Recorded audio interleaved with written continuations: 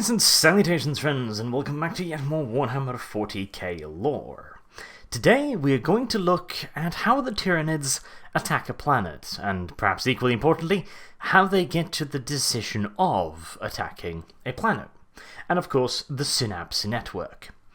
First up, the Tyranids are, in most cases, very, very different from the mindset of traditional military thinking. However, there is one thing that George Patton, Rommel, Caesar, and every military mind, be it a human or a gigantic bug monster, has to consider before they can do anything else. And that is the simple question, where the fuck is the enemy? And this gets a hell of a lot more complicated when you're dealing with war on a galactic level. The enemy could, quite literally, be fucking anywhere. And finding them is way more complicated than you might originally think, because here's the thing. It's the sheer mind-numbing distances. It's simply impossible to run organized scouting at a simple level. You can't just mount up a telescope and go like, yeah, they're probably over there and they're probably over there.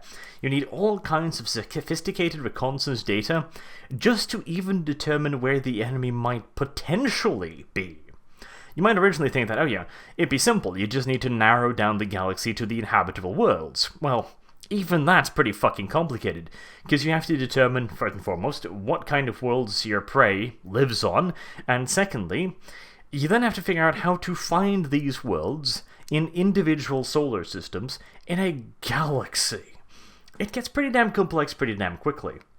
The Tyranids, being relative newcomers to the galaxy and therefore not having access to the established truths of the world, e.g. the humans are over there, the tower down there, and the Elder are just kind of bubbling about the place like the space hobos that they are. The Tyranids had none of this. They had no previous information on the galaxy whatsoever. For all they knew, we could be a species of 8-armed, meat-eating Cadillacs who primarily survive by hunting sheeps across endless meadows. They didn't fucking know. And so they figured that the best way of actually getting to know that was to survey as much of the galaxy as possible, as quickly as possible. And they did that by just shotgunning the galaxy, essentially. They didn't set up research projects for individual star clusters and start looking into each and every one, which is what we humans would do, for example, because we don't want to throw away our dudes unnecessarily. The Tyranids have the luxury of just being able to throw Tyranids right out there in all kinds of spore pods and clusters, and just hope to God that they're going to hit something edible. This is the Gene Stealers. They're essentially flung out across the galaxy with the barest modicum of aim, and the hope is that some of them, at least, will stumble across inhabited worlds. When they do so, they begin a stealthy infiltration of the world, and they slowly but surely start sending data back to the Hive fleet via bioships that are very, very small by, intergalactic ship standards, capable of relaying the messages of these advanced scouts back home to the fleet. Now, in this first stage, assuming that the Gene Stealers have found a planet that has stuff on it, let's, for the sake of argument, say it's an Imperial world. In that case, the first step of their reconnaissance process is to figure out what the enemy is. In this case, it would be the Imperium. The Tyranids would try to figure out what they are, how many they are, what kind of organization they have, what kind of plans they have in motion for dealing with, an infiltrating race of tentacled hive monsters, for example, etc., etc. They'll try to get all of this information without making it clear what they are.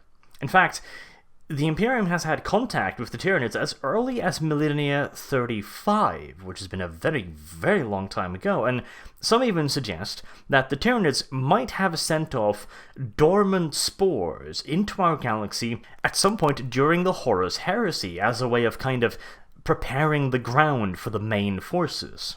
There are even some sources claiming that there are dormant Tyranids there that have existed for way, way, way longer, which suggests that they have been dormant and enshrined, or entombed to be more precise, on certain worlds since the Great War in the Heavens, which, in my opinion, lends further credence to my idea that they were engineered, rather than just creatures of the outside galaxy. In this particular example, though, we're going to be assuming that they arrived from the forces outside our galactic frontier and were sent in as scouts. So, now that the Tyranid bioforms have confirmed the most important facts, like, is there food here? Yes. How much of it is it? Well, a handful, etc., etc.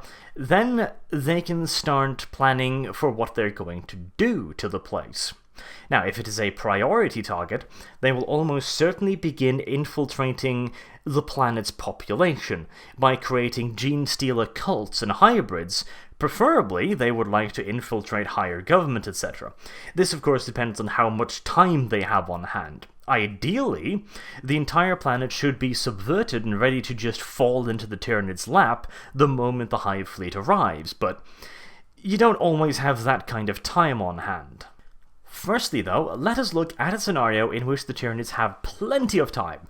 They have arrived there ages, like 1,000 years or so, before the daddy ships start arriving. They've got more than enough time to start doing their thing. First up, the gene stealers would lay extremely low. They will want to avoid detection at all costs.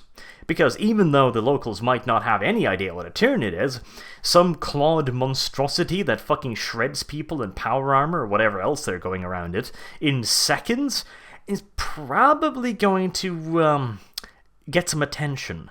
Then again, it might just be Bigfoot, dun dun dun. But yeah, it could be potentially explained away by local legends, but generally speaking, the Tyranids don't want to take that risk. So, they want to hide the gene stealers because they are obviously fairly foreign, and you can only bullshit it away for so long when you don't have that much influence. After a while, the gene stealers will begin abducting people and turning them into cultists. These cultists will eventually produce hybrid offspring. Now, in some cases, in the more extremely advanced cases, they will be able to produce pure gene stealers, but these are usually not produced en masse during the early stage of the invasions, because the pure gene stealers are shock troops. What they want here are people that could potentially blend into human society. Now, they do this over the course of many generations. They can't just kidnap some people, implant them, and pop comes a perfect gene stealer that looks just like a human. Well, it wouldn't be a gene stealer, it would be a gene stealer hybrid, but the important fact is it looks just like a human, or a person from the local population. That's the important part. That's not going to happen immediately, so it's going to take some time.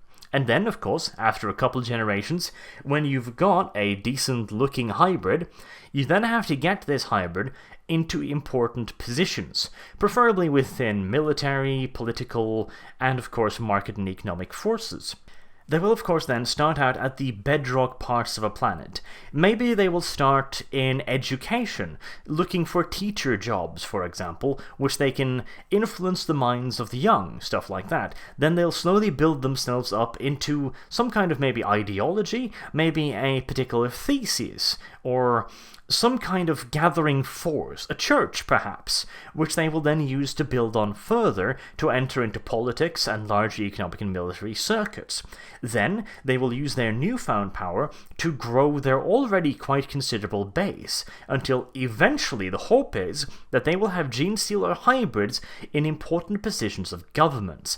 They will have, to use a real world example, they would have the president of the country, they would have the highest military leaders, and preferably some religious and economic leaders, allowing them to completely paralyze a planet for months, maybe even years if they do it correctly. And by correctly, by the way, I do not mean that they would immediately rise up in revolt. You wouldn't have, for example, the president standing there on the television going like, yeah, we're all aliens now, so, surrender. No, they'd start working against their own military goals.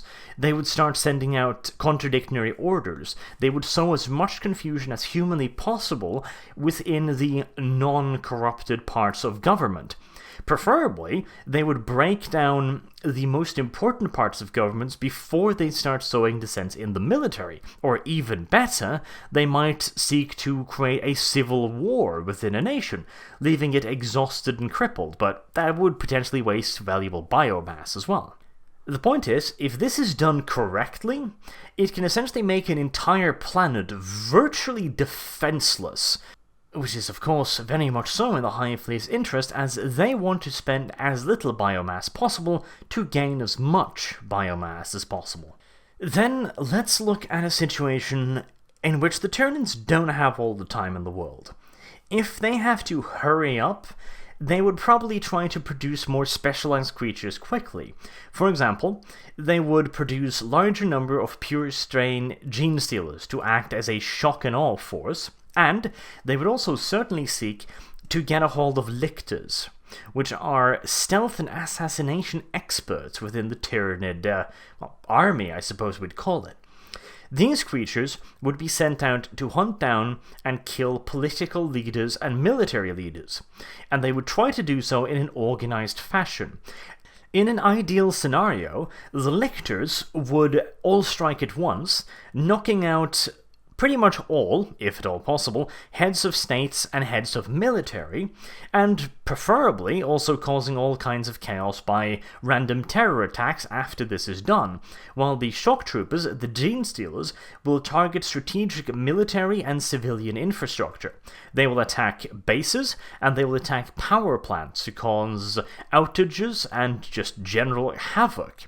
Even better, if they could sabotage something along the lines of a naval plant or arms plants, etc., that would also work out in the Tyranids' favour. Now, this uprising is almost certainly not going to take the planet. In a best-case scenario for a full infiltration, they might end up with control over the planet before the Tyranids even arrive, which is, of course, the absolute best-case scenario, but it's pretty hard to pull off, because at that point you're going to have something along the lines of 10 to 20% of the population already being gene stealer hybrids, which is going to take a while. But in this case, they're not really out there to take the planet.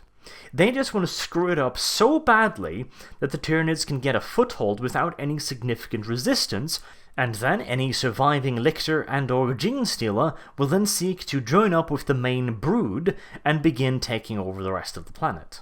Now, assuming that the Tyranids have A, found the planet, and B, infiltrated it, what's next? Well, we are now assuming that the Tyranids are arriving in system.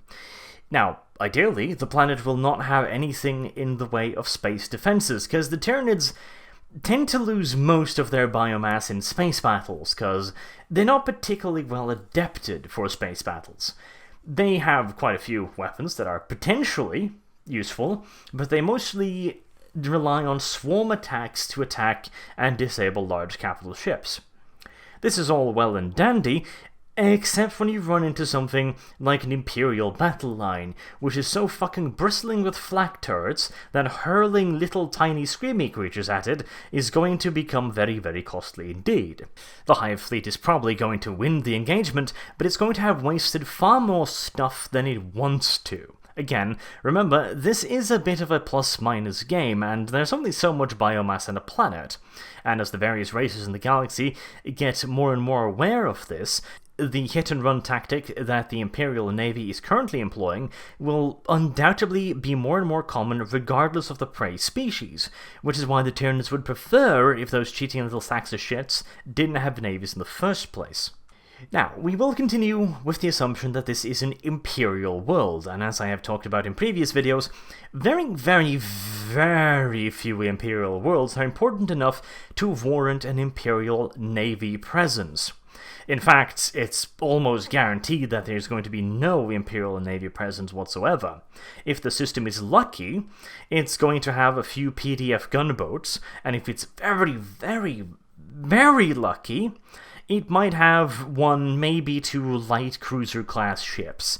It's not going to be much, and it most definitively is not going to be enough. In fact, at that point, you're not even really going to dent the incoming Tyranid Hive Fleet. In fact, standard Imperial doctrine in this case is for the Imperial fleet to engage the Tyranid fleet at maximum range and then keep harassing them. Not because they have any chance of stopping them or even fucking slowing them down, just because it's a decent way of inflicting casualties. So, in almost all scenarios, the space battle will be non-existent. If they are PDF gunboats, they are almost certainly going to be too slow and unmaneuverable to get away from the Tyranid forces, and they are going to be attacked and destroyed unless they immediately abandon the planet and just run for open space, essentially. Which sounds like a logical thing, but think about it. Your friends and family are down on that planet below you. Your birthplace and home is on that planet below you. Yeah, I'm not sure you'll be able to take that decision to run to space quickly enough, if you get my drift. But anyways, the space battle is going to be over very, very, very quickly. After that, the Tyranid Hive fleet will begin reinforcing any presence they may have on the planet with infiltration units, lictors and or gene stealers. These will then try to link up with already available forces and either A, execute the Alpha Strike to try and knock out the government's command and control body, or, if that is already done, they will reinforce them and go on to any secondary objectives they may have at hand. If the infiltration force is not available, if it, for example, has been defeated, or if it simply wasn't big enough to make a dent in the first place, this plan does not change, although it will have far more limited objectives, as the original attack by the infiltration troops will essentially just be designed to cause some havoc and, very importantly, establish further landing points rather than inflict a decisive alpha strike. And speaking of landing zones, that is going to be the next objective. Granted, again, the Tyranids could literally just drop straight on top of the enemy's main concentration of force, and in fact, the Tyranids frequently do so, but if they have a choice, they prefer to establish a drop point. Several hundred kilometers, preferably, which they can use as a base of operations, and a place where they can just pour shit down onto. Again, if at all possible, they would like to establish multiple such drop points, both because it will allow them to unload more Tyranids onto the planets quicker, and because it will prevent the enemy from strong-pointing any potential landing zones and potentially hemming them in with heavy artillery bombardment. In the case of the Imperial Guard, this is a particularly large concern, although in this case, again, there are very few worlds that have an Imperial Guard presence. Most likely it's going to be PDF forces, which are not going to be amazingly well equipped. Definitely not to deal with something on this scale, but it doesn't pay to be overconfident. Now, these landing zones will hopefully be established in the first week or so, or at the very least in the first 10 days, and the Tyranid forces will begin hammering down onto the planets. What they do next is very simple.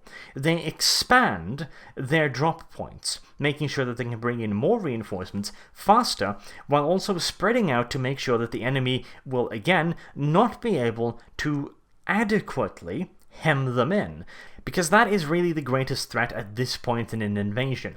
If the defenders manages to encircle a Tyranid army in its landing zones, the Tyranids will take horrendous casualties, both bringing troops down onto the planet and forcing their way out of the encirclement.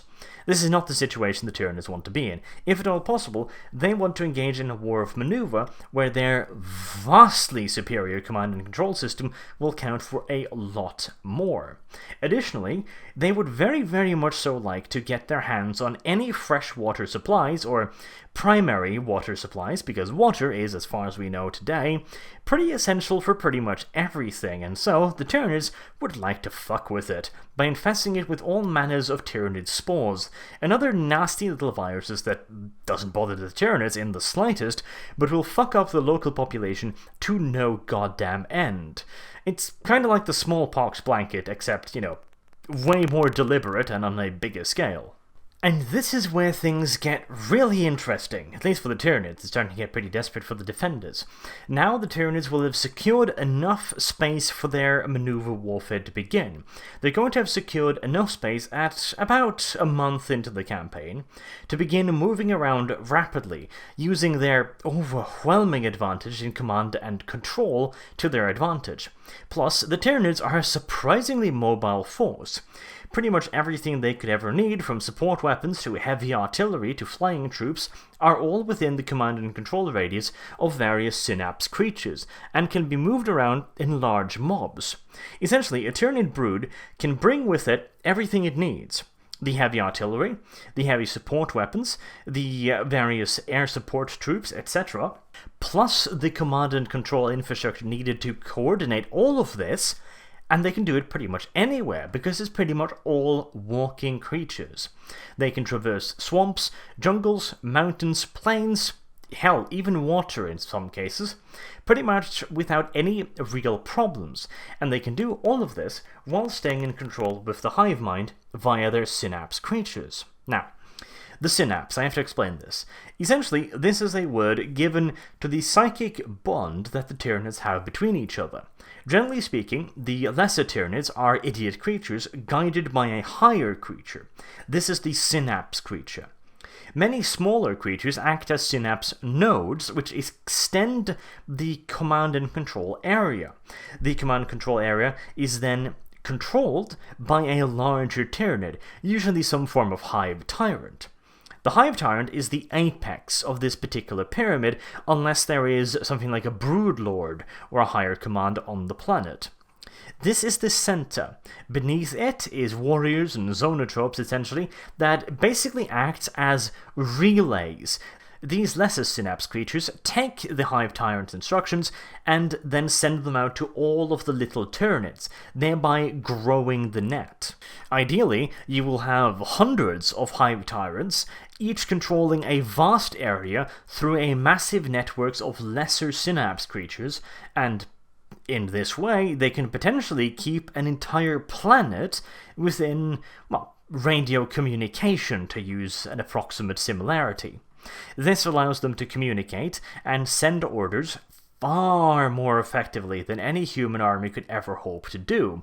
And since, again, they are bringing with them all of their heavy shit on walking creatures, they can bring to bear an absolutely ludicrous amount of firepower, troops, and support in a very, very pinpoint area. This is why they want maneuver warfare, because they want the enemy to defend as much ground as humanly possible, while they attack as little ground as humanly possible at this stage. Again, their primary goal is to stop the enemy from getting a grip on the Tyranid invasion, because here's the thing. After about a month, that's the tipping point. If the defenders have not managed to isolate the Tyranids at this point, they are in serious trouble, because within another 2 or 3 weeks, the Tyranids have hit critical mass. At that point, they have created spawning pools on the planet and are still bringing down reinforcements from the orbiting hive fleet. At this point, the Tyranid invasion force will double in size every 48 hours. At that point, virtually no defending garrison is capable of holding them off. And at that point, the rate at which the defending force gets beaten down increases exponentially. The Tyranids have, at this point, been on the planet for around about 40 to 50 days. And this is when all hope is lost. Because now, the forces arrayed against them is going to be growing so quickly, and they're going to be covering so much land, that there's virtually nothing the defenders can do, and they will, in almost all scenarios, be defeated within a week, tops. In fact, most Tyranid invasions are done before this, because at this point I'm assuming a relatively large PDF force that kinda knows what they're doing. Without this, the planet is likely to last no more than a month, maybe a month and a half, before they are inevitably overwhelmed, and the rate at which they are overwhelmed, again, increases exponentially depending on how quickly the Tyranids are able to grow their drop points. That, again, which I can't stress enough, is the deciding factor. Anyone who wants to beat the Tyranids in a land war has to choke off the drop points. And that is a hell of a lot harder than it sounds. At this point, with the planet's primary defenses essentially defeated, there might be some pockets of resistance here and there, but nothing significant, the Tyranid hive fleet will begin its consumption process. First and foremost, the planet will be stripped of biomass, usually by ripper organisms, which are these tiny little snake-like beings which are disgorged in billions upon the planets. These creatures will then eat, quite literally, everything. They will eat every tree, every plant, every house, every corpse, every human, every goddamn thing they come across. They are like satanic goats and will just pick the entire planet clean. Once this is done, they will return to their spawning pools, and they will jump into highly acidic pools known as digestive pools. These will then, digest, the hint is in the name, the rippers and their collected biomass. This biomass is then transferred up to the ships in orbit via capillary towers. These are essentially massive living organisms constructed from bone and muscle that reach all the way up into the atmosphere, which is an incredible achievement. I mean, we humans have no idea how to do this. In fact, as far as we know, there is no way to build a tower that reaches into space. The effect of gravity on the tower, and of course the rotation of the Earth, would make it virtually impossible by any technology we know today, so this is one fuck of an achievement. And through these capillary towers, the Tyranid hive fleets will essentially suck the biomass straight up from the reclamation pools and into the waiting hive ships. Once this process has been completed and the planet is completely stripped, specialized hive ships will descend into the upper atmosphere and begin collecting it. They will essentially reduce the atmospheric pressure of the planet, causing things like oceans to boil away, which again turns into vapor, which are also collected by the hive ships. This means that once they are done, which is usually within 2 to 3 months, the entire planet will be nothing but a barren, dead rock. Think about this. The entire biomass of a planet, including its oceans and all of its living creatures, reduced to barren, dead rock in the span of 2 to maybe 3 months. Pretty fucking insane, isn't it? And here's the crucial thing. Because at this point, the planet will have been trying to send out an SOS signal. Now, the Shadow and the Void will have descended upon the planet long before the original attack upon the planet, but again, there's no guarantee that it will completely stop all communication. It's a pretty good chance, but nothing is guaranteed in love or war. But if they manage to strip the planet in 3 months, there is virtually no way the Imperial Navy is going to arrive in time to do anything. 3 months of travel is very little in galactic terms, and that is assuming that the next planet over had an Imperial Navy presence ready to counterattack. They get the message quickly, they organize immediately, and set off practically within the day, which just isn't going to happen. This message is going to be bouncing its way through the Imperial bureaucracy for probably 1 or 2 months just before the message even arrives on the desk of anyone with the power to send out a Navy presence. And this is what makes the Hive fleets so truly terrifying, because if you can prepare for a Hive fleet, if you can prepare a navy, if you can prepare the defenses of a planet, a Hive fleet can be bled remarkably effectively. Probably not defeated in 1, 2, or 3, or even a dozen battles, but slowly, over time, they can be ground down. And in fact, a favourite tactic of the Imperium is to expend as little resources as possible to destroy as much Tyranid as possible. They do this by having specialised stealthy ships. The ship enters the system under attack. It waits until the Tyranids have begun their assault upon the planet and have gotten into the phase where they have begun erecting the capillary towers. Then the Imperial ship sneaks closer until it can release a massive warhead onto the planet in the form of exterminatus. Virus bombing has been used successfully in the past, but there are factions within the Inquisition and the Imperium that are afraid that the Tyranids will somehow not only develop a resistance towards the Life Eater virus, which seems impossible, but then again, it's the fucking Tyranids. Do you really want to take that risk and potentially even reverse engineer it and use it against the Imperium, which would be very, Very bad. In the case of a virus bomb, however, the bomb will be released, it will detonate, devour, or more correctly, melt all life on the planet, turning it into a thick, goopy sludge of biomatter, which will then very quickly rot. In fact, it will release a ridiculous amount of gases into the atmosphere, which are then set on fire by a second warhead, engulfing the entire planet in a nuclear firestorm.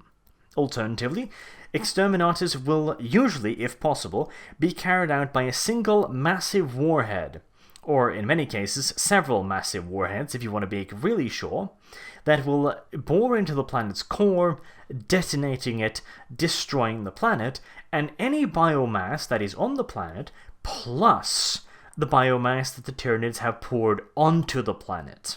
Unfortunately, however, this trick can only work so many times until the Tyranid hive fleet starts figuring out countermeasures, and even then, you have to remember, this might be an inevitable loss, but you are still arguing for the complete and utter destruction of a habitable planet. Now, the galaxy is a large place, and there are a lot of planets out there, but you can't create new ones. Imperial terraforming technology is very, very, very basic. They can do it, but it takes for absolutely ever, and it is very, very, very incremental. Taking an extremely hostile planet will take millennia, probably more than that, to make it vaguely habitable. And even then, it's not going to be comfortable for another few dozen millennia.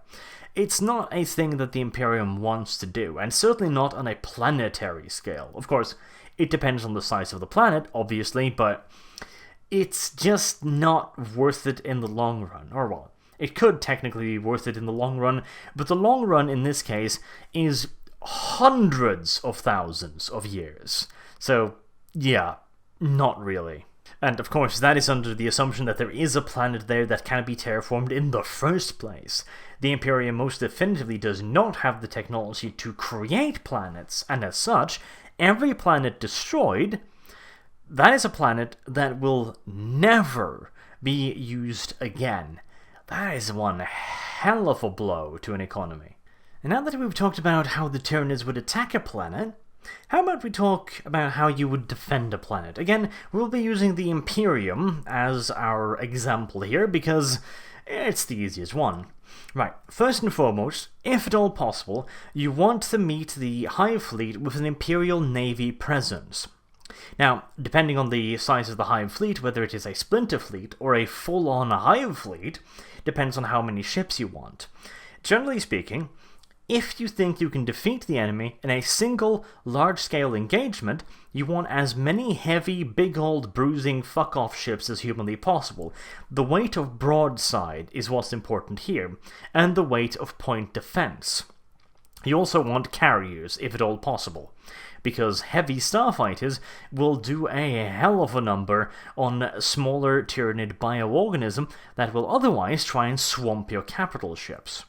However, if you do not have the forces or the military confidence required to take on a full-scale fleet in a direct engagement, which, to be fair, is a really, really expensive throw of the dice, you're essentially betting everything on the fact that you can defeat the Tyranids in one decisive battle in space, which, yeah, it's pretty risky, because if you lose that, well, you're fucked. Simple as that. You've thrown away a massive Imperial Navy fleet, and the entire goddamn subsector is burned.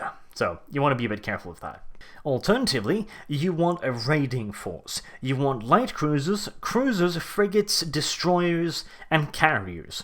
You want a rapid-moving force capable of attacking the Tyranids, maintaining an engagement for an hour or two, inflicting maximum damage, and then getting the fuck out of there the moment it looks like they are getting overwhelmed. Essentially, you want to attack the fleet, inflict as much damage as humanly possible, while dragging the enemy away from its targeted planet, thereby gaining you more time to inflict damage upon the fleet, while at all times making damn sure that you can't lose the fleet. Individual losses may be acceptable, although heavily unwanted, because every single ship you lose is an ounce of firepower you're not going to have, but in the end it is all about maintaining as much damage onto the Hive Fleet for as long as possible. So if an individual loss or two is needed to rescue the majority of the fleet, then such a sacrifice must be made, and the commander must be ready to make it. But in a perfect world, the commander should never put himself in a situation where that sacrifice is necessary, as it runs directly counterproductive to the plan at hand. And so, assuming the Tyranids were not stopped in space, because where would be the fun in that, how do you stop them on the ground? Well, as I have banged on about at, length already, you need to stop them from establishing drop zones. But here's the problem. They are almost certainly going to have all of your planet covered. They're going to have orbital space superiority.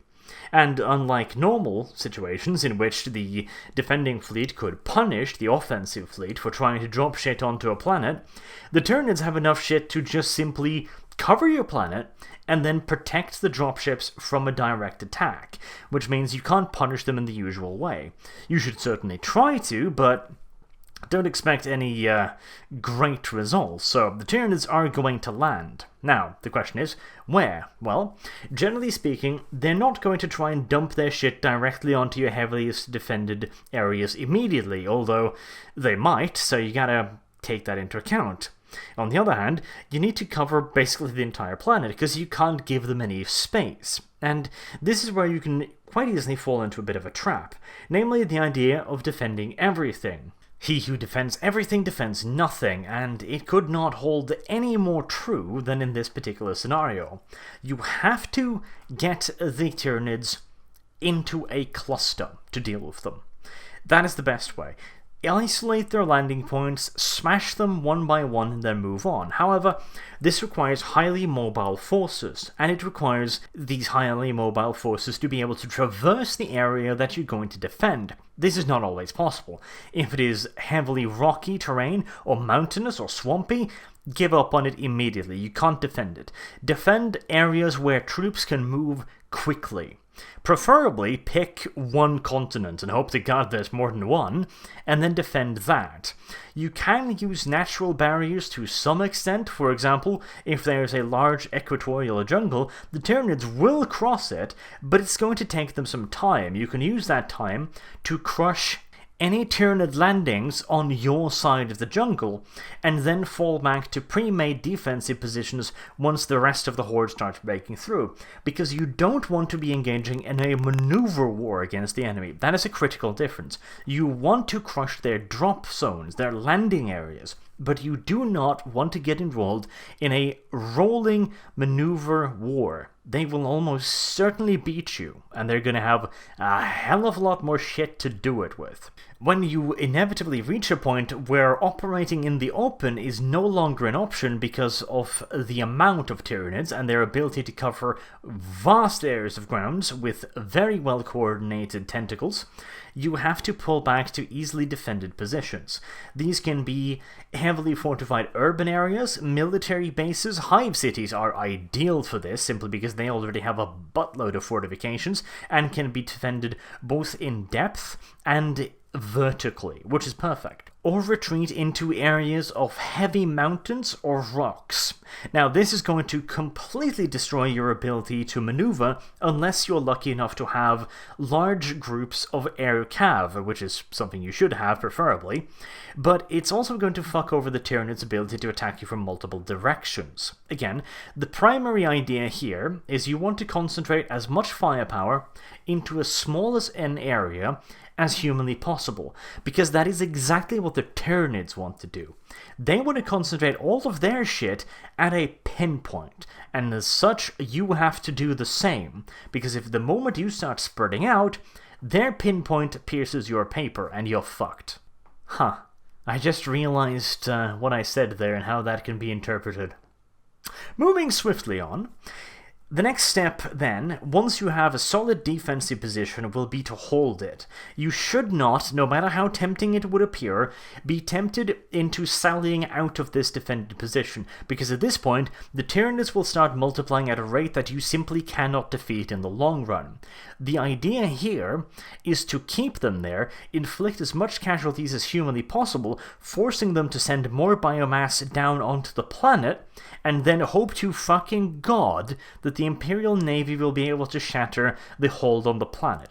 That is your win scenario here. You cannot beat them on the planet, but you can keep them on the planet for long enough for the Navy to chip away at the enemy, alternatively, for long enough for them to bring in the reinforcements required to defeat the Tyranids in an all-out space battle. And in this case, it's way less of a throw of the dice, because you will already have had, preferably, months to chip away at the enemy fleet. In fact, in all due likelihood, you will have had more than months, because the Tyranids will arrive at the utter limits of the system's gravity well, which means it will take them many, many months just to get to the planets. And that is dependent, of course, upon how easy you can distract them. If the Imperial Navy manages to pull them apart before this, perfect. If they can increase their travel time by a month or two, that is a month or two extra for Imperial bureaucracy to turn its laborious wheels and send reinforcements. And it is extra hive ships that will not have to be defeated by the reinforcements. Essentially, the land war is not there to be won. That is the important thing. You're not trying to win a land war, you're just trying to keep it going for long enough for the Navy boys to win their fight, because you simply can't win a land war against the Tyranids, because of one simple fact. You have one planet's worth of resources. They can have dozens, if not hundreds of planets' worth of biofuel stored in their fleet. Simple mathematics says you lose. So, the question then is, how do you extend the amount of time that you are not dinner? Well, the primary ways of doing so can easily be divided into two schools of thought. Shoot the big ones, or shoot the little ones. The first one, shoot the big ones, has a very simple goal, namely to disrupt the enemy's synapse network, therefore depriving them of their command and control structure. And the second one is based around killing the foot soldiers, the little ones, the gaunts, thereby leaving the big ones undefended and therefore easy to kill. Now, I think both schools of thought should be applied in different stages of the conflict. During the initial stages, the larger Tyranid lifeforms should be hunted down and destroyed by superior firepower by mobile forces, tanks, infantry fighting vehicles, Valkyries if at all possible, and airstrikes, focusing on the big ones. Because at this stage, you want to fuck over their command and control structure. You want to stop them from utilizing that advantage over you in a mobile war. And in a mobile war, you can run away from the little ones. You can use APCs and preferably airborne forces to move away from the encircling moves of the gaunts. And if you can kill the big ones, the gaunts are going to be left milling around, unable to catch up to your troops. However, this strategy only works if you can attack the hive tyrants and the command creatures directly. You need to be able to concentrate enough firepower to take them out, and these are very, very tough creatures. Make no mistake, a single battle cannon shell is unlikely to knock out a Tyranid. You need concentrated firepower on these synapse creatures, and you can only do that if you have enough maneuverable forces to zoom around the place and focus all of their strength on the commander by cutting its way through the lesser Tyranids. This is very hard in a defensive situation, and it can also be very risky if you overextend yourself in doing so. If you fail at taking out the Hive Tyrant, any forces you send after him can very easily be cut off and then defeated, which just wasted a large amount of your troops with very, very little in the way of gains. Now, after the end of the mobile phase of the war, and you've entered onto the defensive, you need to utilize shoot the little ones, because at that point, the big ones are going to be heavily defended, they are going to be in the rear lines, and if they are not in the rear lines, if they are leading the attack, there are almost certainly going to be multiple layers of synapse networks, meaning that they are line breakers, they are not commanders at that point. Now you need to kill the little ones, because they possess a far greater threat to your troops than the big ones. A Hive Tyrant might kill 100 dudes. Let's be optimistic and say he breaks into the lines, he kills like 100 guardsmen before he's eventually brought down by massed heavy bolter fire and close range, multi-melters, plasma weapons, whatever is at hand. 100 guys. That might sound bad, and he certainly disrupted your line, but it's these tens of thousands of gaunts that's the dangerous part. Because if they kill one guardsman each, they've killed 10 to 100 times as many of your troops as the Hive Tyrant. And those are the numbers you need to be careful of. Which is, again, you kill the little ones. If the big ones break into your lines, fine, you're gonna have to expend a fair bit of manpower, but they are not a threat to you on a strategic level. They are purely a tactical problem once you are on the defensive, not a strategic one. And while the loss of control for the enemy army is tempting on the defense, since it could potentially bring an entire attack to a grinding halt if you killed the big guy, it is far less likely that you will be able to catch the Tyranids with their pants down and be able to kill the primary synapse creature. In an attack, the Tyranids are almost certainly going to have several layers of backup, which you are trying to circumvent in the maneuver phase of the war by attacking isolated broods, which you simply can't do on the defense because the Tyranids are the ones that are deciding when to attack, how, and where. And lastly, bearing all of that in mind, if you find yourself in a situation where your local Imperial commander has ordered you to hold the planet against the Tyranids, what would you like to request for the defenses on the planet? Well, absolute top of your wish list should be as much in the way of air cav as humanly possible. Valkyries and drop infantry should be your absolute utmost priority. Their lighter weapons might make it harder to knock out large synapse creatures, and it will somewhat weaken you on the defensive, but their sheer mobility and their capabilities of delaying the Tyranids' critical mass for crucial days cannot be overvalued. Second on your list should be heavy infantry formations, preferably with infantry fighting vehicles or some form of APC, along with tanks and heavy weapons. If you're really lucky, some self-propelled guns as well. This is because these forces will be useful in both parts of the conflict. They are mobile enough and have enough firepower to smash individual broods of Tyranids, and they also have the heavy equipment to be useful in the defensive. A Lehman Russ hull down in a defensive position, blazing away with all three of its heavy bolters and blasting its battle cannon, is one fuck of a pillbox. And in the mobile parts, it is again a heavy fire support unit capable of moving around with the rest of your forces and potentially knocking out the high value targets, the synapse creatures. If at that point you have any favors left with your commanders, you should be requesting artillery regiments. The heavier the better. And beyond that, infantry. Good old-fashioned infantry by the bucket load. You can probably make do with 1 or 2 regiments of armored fist troops for the mobile part, and if you're really lucky, maybe 2 regiments of airborne troops, which are rare as fuck, but if you can get them, get them. Everything else, good old-fashioned infantry. You don't really need specialized reconnaissance. The armored fist squads will have to bring what they need in the form of sentinels, etc., which they usually do, but specialized reconnaissance troops are not particularly useful here. Additionally, purely defensive regiments are not as useful as armored fist squads, but they will certainly prove their point and their worth during the second stage of the fight for the planet. And lastly, you should take the pedigree of the regiments into consideration. Imperial Guard regiments are often set up in very, very different fashions, and many will focus around specific tasks. Some will be focused around scouting, which you don't need here. Some will be light infantry with motorized transports, which might sound good initially, but they don't have the firepower to take on the Tyranids straight up. You need mechanized infantry for this, not motorized.